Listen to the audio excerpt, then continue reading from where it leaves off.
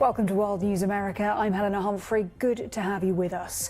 We begin at the White House, where US President Donald Trump is set to sign his huge tax and spending bill into law at an event to coincide with the 4th of July celebrations. Well, Republican lawmakers narrowly passed the legislation both in the House and Senate, despite pushback from Democrats and even a few of their own party members. Well, this bill enacts key parts of President Donald Trump's agenda. It includes tax cuts as well as major increases in spending for Trump administration priorities such as defense and border enforcement. Let's chat a bit more about this now. I'm joined in the studio by Republican strategist, former chief of staff for Senator Marco Rubio's presidential campaign, Matt Terrill, as well as former deputy assistant secretary of state for House Affairs under the Obama administration, Joel Rubin. A warm welcome to you both, particularly on this 4th of July holiday. Thanks so much for being with us. I'd just like to begin with you, Matt. Quite the day for President Trump in terms of symbolism, signing this very large bill into law, also on the 4th of July as well. Yeah, absolutely. This is a major win for President Trump. This was his signature piece of legislation.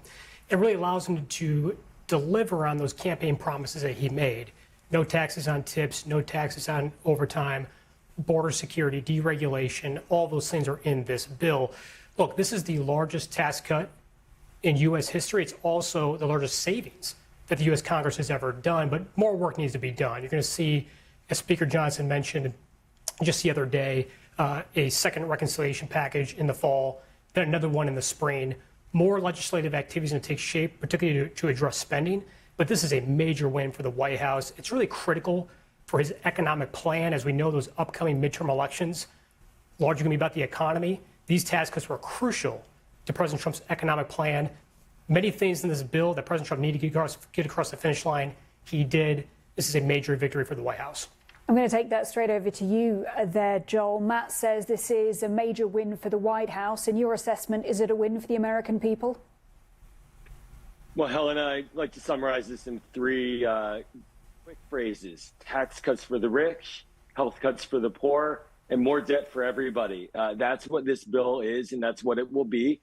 And that's what the president and his team are going to have to try to defend against for the next year and a half as they head into what will likely be a disastrous midterm election for them. And so I agree with Matt. This is a significant achievement. It was a win for President Trump. He did deliver on his agenda, whatever type of agenda it is that you decide it is this morning, because I'm not really quite sure what the point is of the bill. He had promised voters that he would protect Medicaid. He did not. There are estimates that up to 17 to 20 million Americans will lose their health care from this. He promised that he would cut the debt. This does not. It's about $3.5 to $4 trillion of new additional debt. He promised that he would tax the wealthy. He did not. This makes permanent tax cuts to the extreme wealthy in our society. So I think, yes, it's a win for whatever his vision is of the moment, but it's a loss for the American people. Matt, speaking to Joel's point there, that when it comes to the welfare system, for example, and according to the Congressional Budget Office, these are the most sweeping cuts to the welfare program in a generation. Do you have any concerns as a Republican strategist that come 2026 at the ballot box, this could backfire? Well, look, I think President Trump and Republicans are delivering what they said they would do to programs like Medicaid. Take this bill, it protects those who are the most vulnerable, those who should be on Medicaid, take the elderly, take, pregnant women, take those with disabilities. They're going to be protected under this plan, this bill, if you will. But look, the bill also addresses what President Trump talked about, and that was, reforming this for workforce capabilities, workforce requirements, which I saw one poll show that over 80% of Americans agree that there should be workforce requirements in Medicaid. But you do have a lot of lower-income Americans who voted for Donald Trump who could find themselves at the sharp end of this. That's right. And without health insurance. Well, I think the White House and Republicans would say that they are protected under this bill. I think they underline the fact that this bill protects those who should be on Medicaid. They would say I appreciate Matt's point. They would say that, but independent assessments say the opposite. So it's a real roll of the dice for this White House that they're willing to play with people's health care, their survivability, their life, for a theory that perhaps they might be protected but there's nothing written in this bill that gives them those protections. This is a take it away bill. This is a bill to take away from working people in America. And they had to do that because they needed the savings in order to get the scoring they needed to allow for the tax cuts for the wealthy. It's all about budget gimmickry in the process. I've worked in Congress, Matt has too. This is all about what we call the pay for, meaning that you got to find money somewhere if you want to give those tax cuts that were going to expire. And the easiest thing to do was to take it off the backs of working people and their health care. And Joel, Republicans and Republican voters will also say that there is an increase in spending when it comes to other big issues in this past election that we've just seen. Immigration, for example. The argument could be made that this is Donald Trump also delivering on what he ran on when it... Oh, yeah. Look, I think he clearly got victories with his funding for Homeland Security and ICE and other entities. And I think this is going to be a real ongoing political battle for the next year and a half about whether or not this is truly the immigration policy the American people want, where families are ripped apart, where Americans are deported, wrongly detained by people in masks who don't identify who themselves are, and stuck in alligator Alcatrazes that flood in Florida. I think that's going to be a debate, but he did get what he asked for. He is delivering for his voters on that. And in that one, I'm not going to really have any qualms except for the actual the policy itself.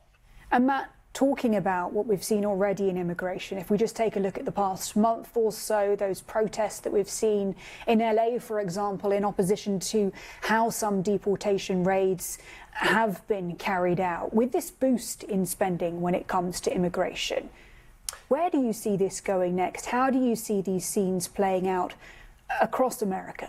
Yeah, look, I think the vast majority of Americans support what President Trump is doing on deportations. You've seen that in much of the polling out there. And look, the bottom line is what Americans, at least the majority of them, voted for. You know, President Trump campaigned on his immigration plan. He campaigned on tax reform. He campaigned on what he would do with programs like Medicaid. So back to immigration, though, this is just one of the many examples of President Trump delivering on the promises he made. And look, the reality is the border's never been more secure, many would argue, than it is today. That's a promise he's delivered on. And in this bill, you saw border security funding. I think the majority of Americans back that. And I think we're going to see him is continue to work towards securing the border, deporting those who are not in the country legally, particularly those violent criminals out there. That's something President Trump said time and time again he would do. He is doing that.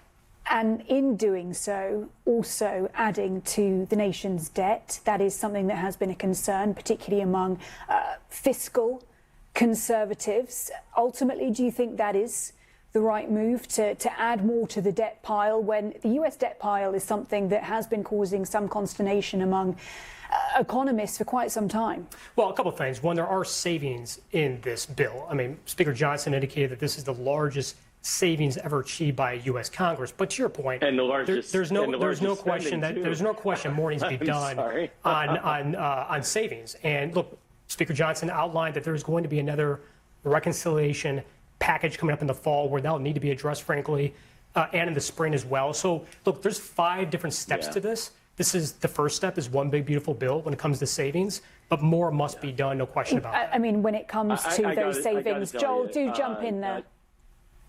They did raise the debt limit by $5 trillion. The Freedom Caucus hates this bill. They supported it because they're afraid of Donald Trump and all of his threats and belligerence. Nobody with a straight face can tell me this is a savings bill. If they really wanted to reduce the deficit and the debt overall, they would not have enacted the tax cuts, made them permanent. They would have let them expire, and they would have had real savings. So you just can't have it both ways. And I have to correct the record here. President Trump, when he was a candidate, did not run on cutting Medicaid. This is a fast one that he just pulled on the American people, and they're going to feel it directly when prices go up for that, when prices go up for student loans, prices go up all across the board for working people in America. But he did not run on cutting Medicaid in order to pay for permanent tax cuts. He's talking about reforms to these programs, and that's what many would argue he is doing in this bill. But look, they can argue that all they want, but when people lose their health care, those arguments are going to fall by the wayside. Joel, something I do want to ask you about is the Democratic opposition to all of this. Of course, we saw Hakeem Jeffries at length delaying the vote. We saw Democrats vote against it. But do you think they did enough to express their opposition? Where do they take it from here? Yeah, no, I will fault the Democratic Party on this one. First of all, the fault goes back to losing these elections, and to Matt's point, elections have consequences, and this is broadly speaking the agenda that the Republicans put forward, and now they're moving on it. So this is how our system works, and I salute the system, especially on July 4th. But I do think the Democrats, where we really need to see our leaders go, and across the country, is to explain exactly what this bill and what this vision for America means for working people in America, to make it real and tangible. If there's one lesson we learned from the election, is that we failed to communicate directly with voters and working voters across the country about the upsides of our policies versus the downsides of Republican policies. Donald Trump did a much better job on that. And I think now you're going to see a lot of effort in that in the next year and a half. Well, gentlemen, do stay with us as we continue to monitor those scenes at the White House as we await the signing of that bill from President Trump on the balcony of the White House with the First Lady there, Melania Trump, and applause there from the crowd as we expect him to sign in that bill, of course, and then also make a statement thereafter, coming, of course, on the 4th of July, America's Independence Day as well, and the 249th anniversary, of course, of the United States and its independence, that all taking place at the 4th of July picnic as well. And of course, the signing of this bill will be seen and is, of course, his first major piece of legislation and something that the White House is seeing as a victory for the Trump administration. All of that coming after that mega bill was passed, after oscillating between the Senate and the House. A few holdouts from the Republican side, but then, of course, all passing, allowing it to come to the president's desk on that self-imposed deadline of the 4th of July. And, of course, we will wait to hear from the president there after the signing of that bill. It looks like they are waiting therefore, as the military is announced. And who are currently serving both home and abroad, protecting our nation's freedom.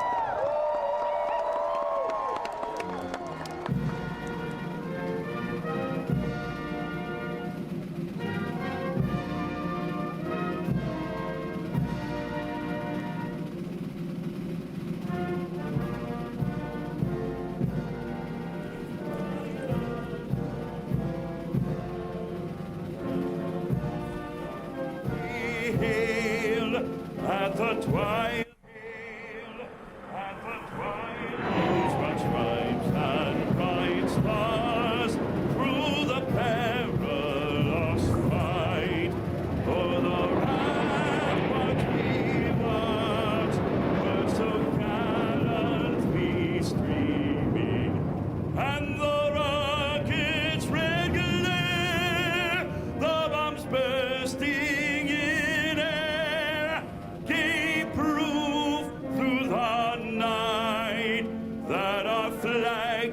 still there.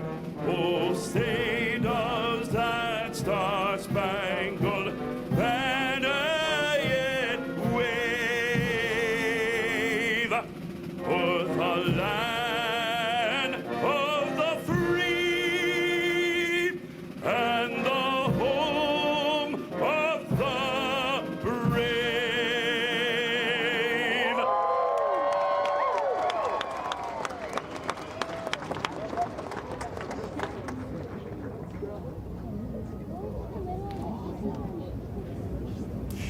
The Star-Spangled Banner there, of course, the American national anthem on the 4th of July, saluted there on the balcony of the White House by President Donald Trump. You may have seen during that anthem, of course, the flyover of those B-2 bombers. Now, those B-2 bombers, you may remember, of course, were involved in that operation, striking nuclear facilities in Iran, and Donald Trump had decided to have them take part in a flyover on the 4th of July. Well, Donald Trump delivering those remarks on the balcony there at the White House ahead of that expected signing of that bill. We're just going to pull away for a moment. We'll keep up those pictures and those images, though, in the meantime, of the White House as we await that signing. But in the meantime, let's just unpack some of what we've heard so far, some of those remarks off the cuff there from President Trump. We can speak to our reporter at the White House, Bernd Debusmann Jr. Bernd, very good to have you with us. Of course, you keenly listening to what the president has to say there. Just walk us through some of the key messaging from Donald Trump. Well, essentially the key message is that this bill, which he's going to sign imminently, is a fulfillment of all the promises he made to his supporters in the 2024 election. He kind of has outlined a range of things that he had previously spoken about. For example, no tax on tips, ending estate tax, benefits for farmers. And he sees this bill, which is very varied in terms of what it touches, as the fulfillment of what he promised on the campaign trail. So for him and for the White House, this is kind of a very celebratory moment. And he did take the time to thank some of the lawmakers that helped push this through over opposition that it's faced from other Republicans, centrist Republicans from New York, for example, or the Freedom Caucus over the last week. One of the messages that we heard from the president, he said that in this piece of key legislation, Americans like it. And of course, it does come good on many of the promises that he made on the campaign trail. But more broadly speaking, across the country, would you say that's a fair assessment? I wouldn't. Polling suggests that there are a lot of Americans who are uncomfortable with aspects of the bill. For example, cuts to Medicaid, cuts to food assistance programs. Just a few moments ago, there was quite a loud group of No Kings protesters here outside the White House. And of course, Democrats and others who are opposed to President Trump have been saying for weeks and months that they see this as ultimately something that will have a detrimental impact on some of the lowest income Americans. I mean, many Democrats really do see this bill as the ultimate betrayal of working class Americans. And just in terms of Donald Trump's foreign policy agenda, it was notable that he began his remarks by touting what had happened, including in the past 2 weeks with regards to those strikes on Iran. How does that jive with his America First agenda? Well, as part of his America First agenda, he's always sought to portray this image of peace through strength. And that's, for example, why we saw the B-2 bombers, similar to the ones that took part in the operation in Iran, fly overhead. He has promised, as part of his agenda, more funding for the military. And he ultimately thinks this is what's going to keep America out of foreign entanglements. He ultimately sees himself as a peacemaker, although, of course, his detractors would very much disagree with that assessment. All right, Bernd Debusmann, listening to those remarks. Bernd, I'll let you continue your reporting there at the White House. And in the meantime, we can get some reaction from my panel who joins me in the studio this evening, the Republican strategist and former chief of staff for Senator Marco Rubio's presidential campaign. That is Matt Terrill, as well as former U.S. Department of State's chief liaison to the U.S. House of Representatives during the Obama administration, Joel Rubin. Very good to have you both with us tonight. Matt, you and I listening to those remarks here in the studio. Donald Trump saying that these are promises made, promises kept. What did you make? And as I say that, I should just point out, of course, to our viewers, he is now signing that bill into law to cheers there. But what did you make of his prepared comments? Yeah, I think spot on what he said. Look, he made key promises on the campaign trail, from no taxes on tips, no taxes on overtime, no taxes on Social Security, border security funding, among many other promises that are included in this bill. And this was vital for him to get done, not just to deliver on those promises, but his economic agenda is really tied to this. Those tax cuts are a major component of his economic agenda. So is deregulation. So, look, this bill is vital for that. And look, at the end of the day, it comes down to, look, the American people are going to continue to back President Trump if he delivers. So far, he's been delivering on the promises he made. Americans respect that, and those who voted for him want that. I want to take that over to Joel Rubin then.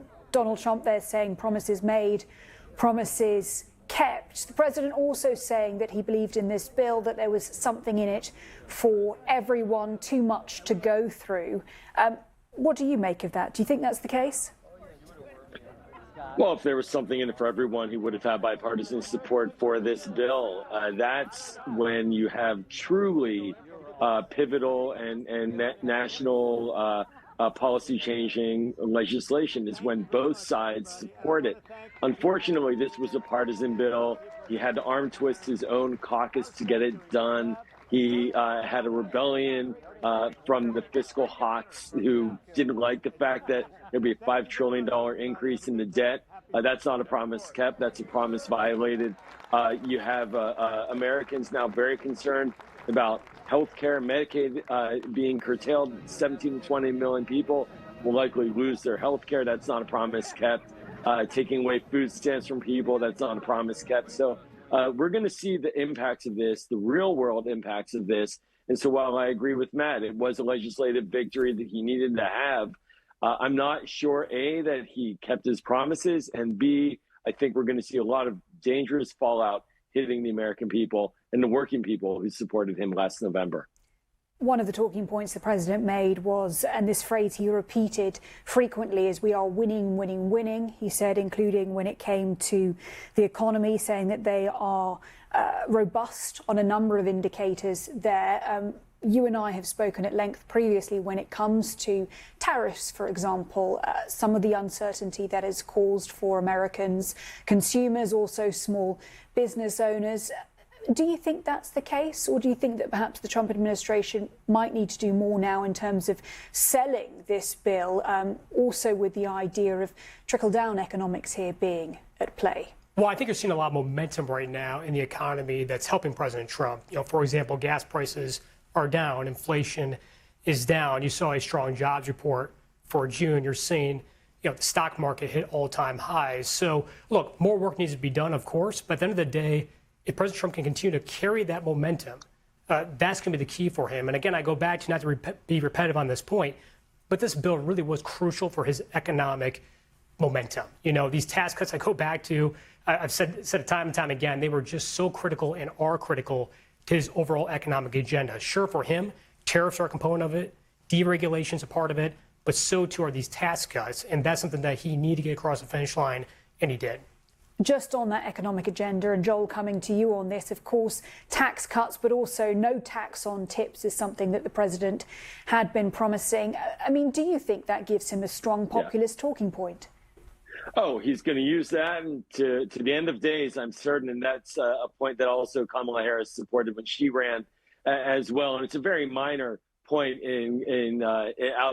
as a percentage of the entirety of the bill. And so I think it'll speak to some voters, but it's a talking point. Look, when it comes to economic activity, we've seen the president beat a retreat after what he declared to be a sort of liberation day when he wanted to tariff the world.